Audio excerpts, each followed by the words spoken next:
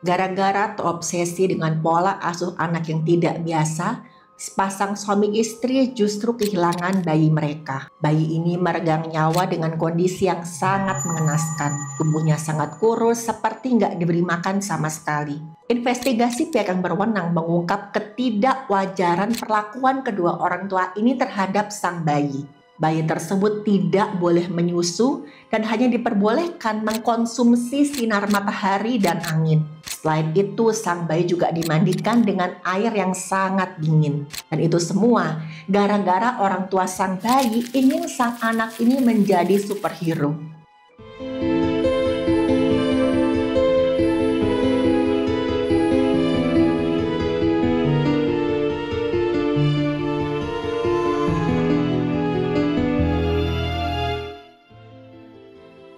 Halo, saya Dr. Stefani. Saya seorang dokter spesialis forensik dan mediko-legal, dan saya belajar dari yang mati.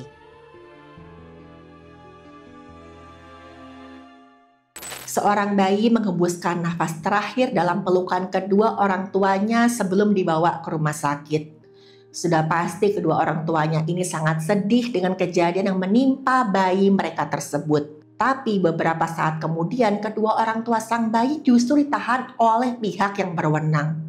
Kok bisa? Ternyata kedua orang tua ini adalah pelaku di balik hilangnya nyawa sang bayi. Dan anehnya, mereka sama sekali tidak merasa bersalah karena yakin mereka sudah melakukan hal terbaik untuk anak mereka. Sebelum kita masuk ke kasusnya, mari kita mengenal pasangan orang tua tersebut. Mereka ini adalah Maxim Lutyi dan Oksana Mironova. Maxim ini seorang laki-laki yang dikenal sebagai influencer yang bagikan tips-tips kesehatan. Kadang-kadang tipsnya itu agak-agak nggak wajar. Maxim seringkali membagikan informasi tentang manfaat hidup vegan, diet makanan mentah, sampai meditasi untuk mendetoks tubuh. Di media sosialnya, Maxim sering banget menampilkan dirinya sebagai sosok laki-laki yang karismatik, percaya diri dan sangat yakin atas apa yang dia bagikan. Ada sebagian orang yang menyukai pendapat Maxim dan mengikutinya di media sosial.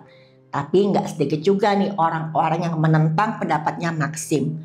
Karena menurut sebagian orang ini tips yang sering dibagikan Maxim sangat nggak masuk akal dan juga berbahaya. Tapi masalahnya Maxim ini nggak ragu membantah pendapat dokter, ilmuwan, atau bahkan hukum jika itu bertentangan dengan tips yang sudah dia bagikan. Maxim nggak segan-segan menuduh para dokter dan ilmuwan ini sebagai orang-orang sok tahu dan hanya ingin mencari keuntungan. Maxim mempertahankan pendapatnya atas tips hidup sehatnya berdasarkan keyakinan tanpa ada bukti ilmiah yang jelas. Karena hal-hal yang dilakukan inilah banyak orang yang semakin mengenal Maxim. Tentu saja dengan pro dan juga kontranya. Sampai suatu hari dia datang ke sebuah acara komunitas vegan di kota tempat dia tinggal. Di sanalah dia bertemu dengan seorang perempuan yang sekarang menjadi istrinya bernama Oksana. Berbanding terbalik dengan Maxim, Oksana ini lebih tenang dan juga pendiam. Bisa dikatakan Oksana adalah orang introvert. Oksana ini punya latar belakang sebagai seorang instruktur yoga dan menjalani gaya hidup vegan selama bertahun-tahun. Karena sifat mereka yang saling melengkapi, Maxim dan Oksana pun akhirnya memutuskan untuk menikah. Tapi sejak berhubungan dengan Maxim, banyak teman-teman dan keluarga Oksana yang mengaku kalau Oksana ini sifatnya mulai berubah. Oksana yang tadinya pendiam menjadi semakin tertutup dan mulai menjauh dari teman-teman dan juga keluarganya. Sebenarnya keluarga Oksana juga udah khawatir dan meminta Oksana untuk jangan dekat-dekat sama Maxim. Mungkin firasat orang tua ya teman-teman. Orang tua Oksana tuh nggak mau kayak ya gimana ya, ada perasaan gak enak gitu misalkan lihat si Maxim. Memang Maxim itu kelihatan karismatik, tenang, tapi kayaknya ada yang aneh deh. Menurut pengakuan salah satu keluarganya, Oksana tuh jadi lebih dingin dan gak peduli sama keluarganya sejak dekat dengan Maxim. Mereka mulai khawatir kalau Oksana mengalami satu hal yang tidak diinginkan. Tapi anehnya Oksana tetap bertahan dalam pernikahannya. Oksana gak mau mendengar pendapat siapapun kalau itu terkesan menjelek-jelekan Maxim. Keluarga dan kerabat Oksana berusaha untuk pasrah dan menerima bahwa Oksana sudah dewasa. Sampai akhirnya Maxim sama Oksana mengumumkan kelahiran putra mereka di media sosial. Bayangin deh, keluarga sendiri itu tahu kelahiran anaknya Oksana dari media sosial. Karena disitulah tiba-tiba aja Oksana mulai terlihat setelah menghilang entah berapa lama. Saat itu Oksana kelihatan sangat bahagia atas kelahiran anaknya tersebut. Maxim dan Oksana pun menamai anak mereka dengan nama yang gak kalah unik, yaitu Cosmos. Semenjak Cosmos lahir, Maxim dan Oksana membagikan cara mereka merawat anak di media sosial. Tapi alih-alih memberikan perawatan dan juga nutrisi yang biasa untuk bayi mereka, pasangan ini memutuskan untuk menggunakan cara yang bisa dikatakan tuh cukup aneh dan bahkan agak berbahaya sebenarnya. Tapi mereka berdua, terutama Maxim, itu sangat yakin kalau pola asuh mereka ini akan memberikan manfaat luar biasa bagi Cosmos. Jadi Maxim tuh yakin kalau manusia itu sebenarnya bisa hidup hanya dari energi yang tidak terlihat. Dan hal yang diyakini oleh Maxim itu dikenal sebagai prana eating. Mungkin beberapa dari teman-teman pernah dengar ya. Jadi prana eating ini adalah kepercayaan bahwa seseorang bisa bertahan hidup tanpa makanan dan juga air. Cukup dengan menyerap energi prana dari cahaya matahari dan udara yang dihirup. Prana sendiri adalah energi kehidupan yang tidak terlihat. Dipercaya bisa mengalir dalam tubuh setiap makhluk hidup.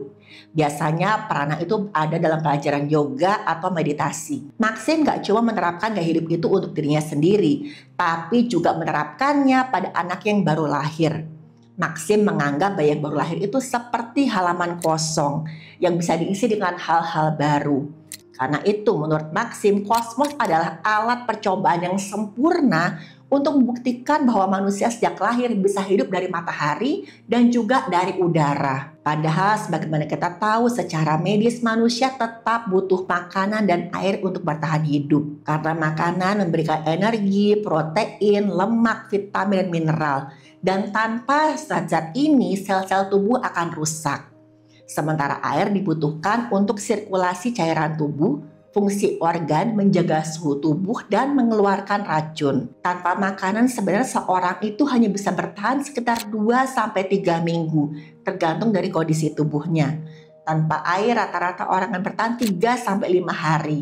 Karena dehidrasi bisa menyebabkan kegagalan organ yang luas. Sampai saat ini pun gak ada bukti medis atau penelitian ilmiah yang mendukung bahwa seseorang bisa hidup hanya dari cahaya, udara, atau energi prana. Semua klaim tentang prana itu yang pernah diuji secara ilmiah itu gagal dibuktikan atau terbukti nggak jujur. Jadi nggak ada bukti nih kok cara ini bisa berhasil dilakukan pada manusia. Tapi masalahnya Maxim tetap kekeh bersikeras untuk membesarkan Cosmos dengan cara ini.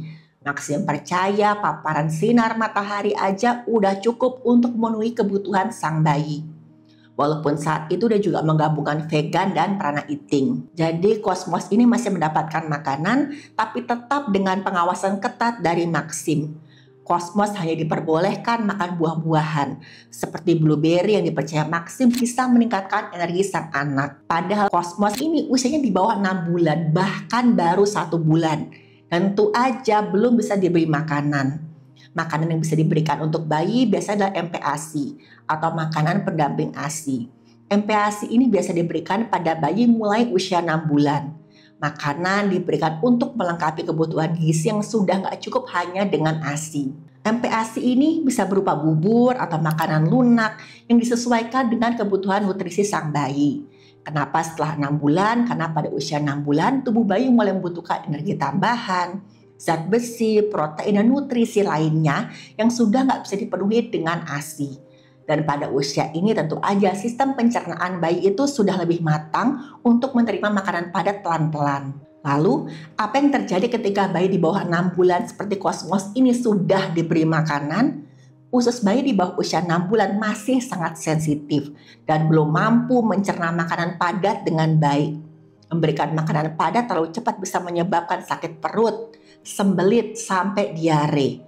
Bayi yang terlalu kecil belum bisa mengontrol lidah dan menelan dengan baik. Memberi MPASI di usia yang terlalu dini bisa buat bayi tersedak karena refleks menelan, refleks batuknya itu belum terlalu baik. Selain itu, makanan yang terlalu cepat diberikan bisa mengurangi jumlah ASI yang dikonsumsi oleh bayi. Padahal, ASI itu masih merupakan sumber utama nutrisi terbaik sebelum usia 6 bulan. Saluran cerna bayi yang belum matang bisa mengenali makanan seakan-akan sebagai zat asing, sehingga meningkatkan resiko alergi atau reaksi imun yang tidak diinginkan. MPASI yang tidak disiapkan atau disimpan dengan benar bisa menyebabkan keracunan makanan atau infeksi saluran cerna. Karena sistem kekebalan tubuh bayi itu masih sangat lemah. Tapi yang paling parah teman-teman, demi menjalankan rencananya ini Maxim bahkan sampai melarang Oksana menyusui Cosmos. Meskipun tadi ASI ada kebutuhan dasar bayi yang baru lahir. Karena bayi yang baru lahir seperti Cosmos itu tubuhnya masih sangat lemah. ASI adalah satu-satunya makanan yang langsung tersedia dan bisa diterima oleh bayi. Dalam ASI ada zat khusus yang bisa membantu bayi melawan penyakit seperti pilek, batuk, diare, bahkan infeksi yang serius. Kalau bayi nggak dikasih ASI, tubuhnya jadi lebih gampang sakit. Perut bayi juga lebih kecil dan sensitif. ASI ini bisa dicerna dengan sangat mudah. Jadi bayi nggak rewel karena perut kembung, sembelit, atau gangguan pencernaan lain. Kalau diberi susu lain sebelum waktunya, bisa jadi perutnya malah sakit atau malah alergi.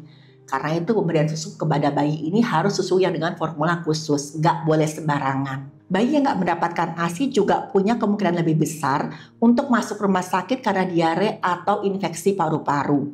Bahkan ada yang sampai menegang nyawa, terutama kalau tinggal di lingkungan yang airnya kurang bersih atau punya kesulitan akses ke fasilitas kesehatan. Selain itu, kandungan dalam ASI juga bisa membantu otak bayi bisa berkembang dengan baik. Ketika ibu menyusui bayi, bayi akan merasa aman, hangat, dan nyaman. Ini sangat penting untuk tumbuh kembang bayi. Tanpa itu, bayi bisa lebih mudah stres dan rewel. Jadi intinya, ASI sangat penting bagi tumbuh kembang anak, terutama bayi.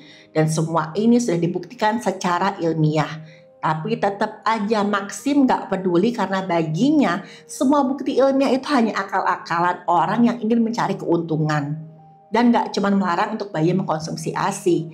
Maxim juga menerapkan metode lain yang dianggapnya bisa memperkuat tubuhnya Cosmos. Bahkan Maxim mengatakan kalau metode ini bisa membuat anaknya menjadi punya kekuatan super dan menjadi superhero. Metodenya adalah Maxim secara rutin memandikan bayi Cosmos dengan air dingin, dengan keyakinan kalau hal itu akan meningkatkan ketahanan tubuhnya Cosmos. Tapi tindakan-tindakan ini sudah pasti akan memperburuk kondisi kesehatannya Cosmos. Kalau bayi baru lahir atau masih kecil dimandikan dengan air yang terlalu dingin, tubuhnya bisa mengalami beberapa reaksi yang sebenarnya beresiko untuk kesehatan sang bayi. Yang pertama, tubuh bayi belum bisa mengatur suhu dengan baik seperti orang dewasa. Jadi, kalau air terlalu dingin, suhu tubuh bayi bisa menurun secara drastis. Akibatnya, bayi bisa menggigil atau kulitnya jadi pucat dan kebiruan. Napasnya semakin cepat atau kadang-kadang malah melambat. Tubuh bayi akan lemas, dia akan malas menyusu, bahkan bisa sampai nggak sadar kalau keadaan terlalu parah. Air yang terlalu dingin bisa juga membuat saluran napas bayi menyempit. Karena ini adalah refleks tubuh untuk melindungi diri dari dingin. Kalau terlalu sering mandi air dingin, tubuh bayi bisa jadi mudah lelah dan daya tahannya bisa menurun. Akibatnya bayi jadi lebih gampang pilek, batuk, dan demam. Dan sulit pulih misalkan bayinya mulai sakit. Udah pasti teman-teman, banyak banget orang yang menentang cara Maxim dan Oksana membesarkan anak mereka. Di sosial media banyak yang berkomentar kalau Maxim dan Oksana itu seperti menyakiti anak mereka sendiri. Tapi udah bisa ditebak, Maxim dan Oksana tidak menghiraukan komentar-komentar tersebut. Mereka tetap menjalankan cara mereka membesarkan Cosmos. Seiring berjalannya waktu, kondisi Cosmos semakin memburuk. Tanpa asupan nutrisi yang memadai, tubuhnya itu yang masih kecil mulai menunjukkan tanda-tanda kekurangan gizi yang parah. Sayangnya, Cosmos nggak dibawa ke rumah sakit karena Maxim masih percaya pada cara yang membesarkan anak. Maxim mengira kalau metode yang dia terapkan ini akan berhasil, meskipun semua tanda menunjukkan sebaliknya. Maxim nggak peduli saat itu Cosmos semakin lemah dan semakin lemah setiap harinya. Dan puncaknya satu hari, Cosmos yang masih berusia 1 bulan mengalami kondisi yang kritis. Menyadari kalau kondisi Cosmos sudah sangat parah, Maxim dan Oksana akhirnya memutuskan untuk membawa Cosmos ke rumah sakit. Tapi sayangnya semua sudah terlambat. Dalam perjalanan menuju rumah sakit, Cosmos pun menghembuskan napas terakhirnya akibat pneumonia dan malnutrisi yang parah. Dokter yang memeriksa tubuhnya Cosmos menyatakan bahwa bayi malang ini meninggal karena kombinasi malnutrisi parah dan juga pneumonia. Dan jelas sekali ada tanda-tanda penelantaran anak. Dalam kasusnya Cosmos ini selama lebih dari 3 minggu, Cosmos nggak menerima asupan apapun selain sinar matahari, air, dan juga makanan yang hanya terdiri dari buah beri. Cosmos juga mengalami yang namanya pneumonia atau penumpukan cairan pada saluran napas di paru-paru. Ini disebabkan oleh infeksi yang menyebabkan kantong udara di ujung saluran napas terisi cairan dan nanah. Pneumonia ini adalah penyebab umum bayi meregang nyawa, terutama misalkan sistem imunnya sudah sangat parah seperti Cosmos. Karena tadi Cosmos mengalami malnutrisi atau kekurangan gizi yang sangat parah, otomatis daya tahan tubuhnya itu hampir gak ada. Mikroba dari lingkungan bisa menyerang paru-paru dan menyebabkan peradangan yang hebat. Dan gabungan dari kedua kondisi inilah yang menyebabkan Cosmos pun meregang nyawa. Maxim dan Oksana pun mengabarkan tentang hilangnya nyawa anak mereka di media sosial. Dan sudah bisa ditebak banyak yang curiga kalau Cosmos meninggal dunia karena hal yang gak wajar. Terutama orang-orang yang sebelumnya sedang memperingatkan Maxim dan Oksana tentang bahayanya pola asuh mereka yang tidak biasa ini. Akhirnya, Maxim dan Oksana pun dilaporkan ke pihak yang berwenang. Investigasi dilakukan dan terungkap bahwa keputusan-keputusan diambil oleh Maxim adalah penyebab utama dari tragedi ini. Maxim pun ditangkap dan didakwa atas tuduhan menghilangkan nyawa anaknya sendiri.